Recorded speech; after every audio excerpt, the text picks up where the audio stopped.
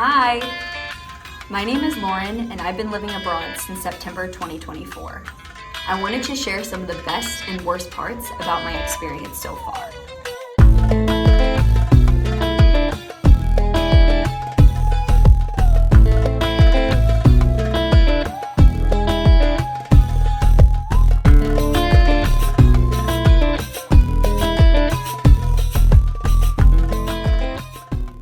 Now, since I have a lot to say about this particular topic, I thought it would be best if I divided this into a two-part series. One about the pros and one about the cons. Now, if somebody would ask you, hey, I've got good news, I've got bad news for you, which do you want to hear first? People almost always say bad news first, right? Because they want to end on a high note. So, I will do just that. I will first share with you the worst parts about my living abroad experience. Just a little backstory for you. When I originally moved abroad, I really didn't have a plan. I didn't even have a visa. My journey began in Båstad, Sweden, which is my boyfriend's hometown.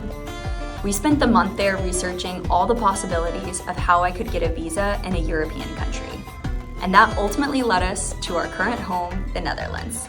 And now for what this video is all about, the worst parts of my experience.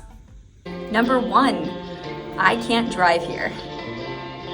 Our car is manual, and I unfortunately still haven't mastered that skill yet.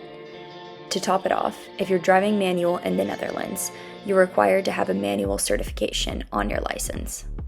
Coming from a hometown where everyone has a car and is driving at the age of 16, this has been a huge change for me. I have to rely a lot on my boyfriend or friends to drive me, and if not, I bike. Which in theory sounds really nice, but the harsh reality of it is that it's winter here. So that means a few things. At the warmest, it's 40 degrees, 50% of the time it's raining or snowing, and it's flat, so the wind is also very strong in this open terrain. I daydream about my old Nissan back in America. I think about the heated seats, the heater itself, jamming to music all by myself, and not having to sweat or get rained on to get somewhere.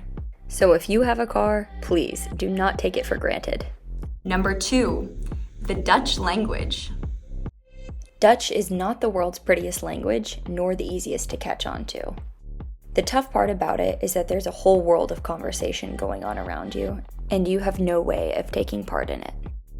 Of course, most people do speak English, but it's not their first choice, so it's always going to come as a slight inconvenience to them.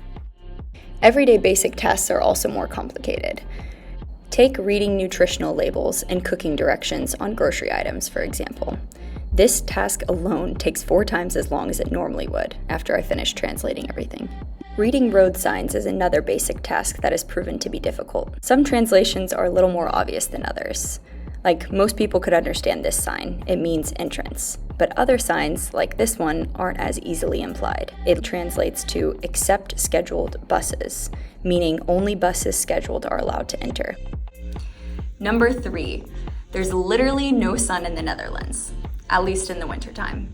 After previously living in Charleston, South Carolina, quite a sunny city in the States, the winter gloom has hit harder this year. I have to hand it to the Dutch. They've got loads of weather variation here. Rain, which seems to happen every other day. Very strong wind, sound up for this one. And the occasional snowfall, which I can honestly say I'm super happy about. But all of which do not include the slightest teeny little ray of sunshine. Okay, I lied. Occasionally we are blessed with some winter sun. Like this gorgeous sunset I saw one evening while I was on a walk. Number 4, establishing an entire new friend group. My boyfriend plays for a hockey team in our hometown. They're known as the Smoke Eaters, hence the sign.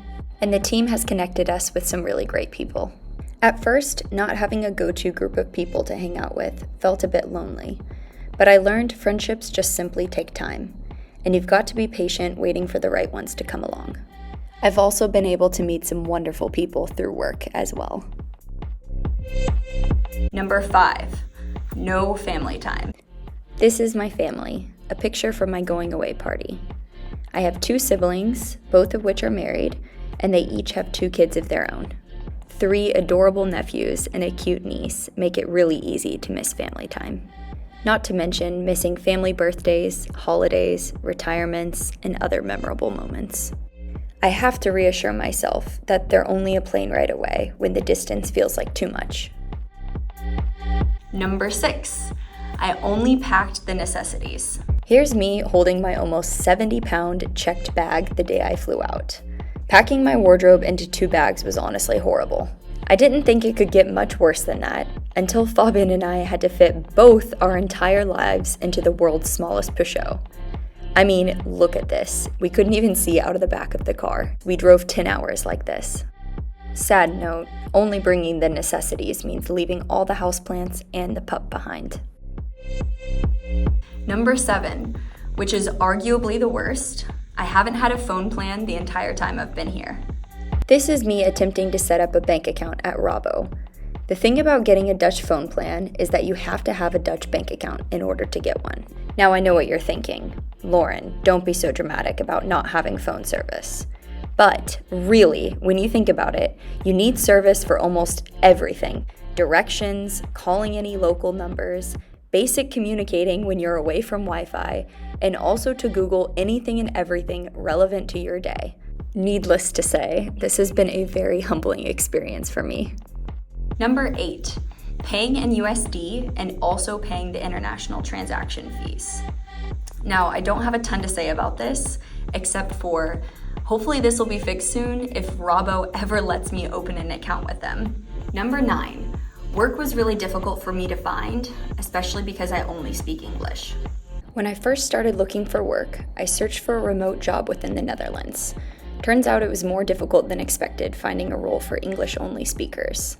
I then began to look for something local. Employers seemed hesitant to hire me even for serving roles. After a lot of rejection, thankfully I ended up at Wietebrugge lunchroom. Finally, number 10, gas is really expensive here. Driving culture is simply not the same here as it is in America. There are so many people using other modes of transportation, like buses, trains, and bikes. And now I think I understand why. Gas is outrageously pricey. A typical liter of gas in the area we live in is over €190 per liter. That's equivalent to over $7.60 per gallon. It's insane. We found if we drive to Belgium, which is about 20 minutes away, gas is more affordable. So, if you're American watching this, please appreciate your gas prices.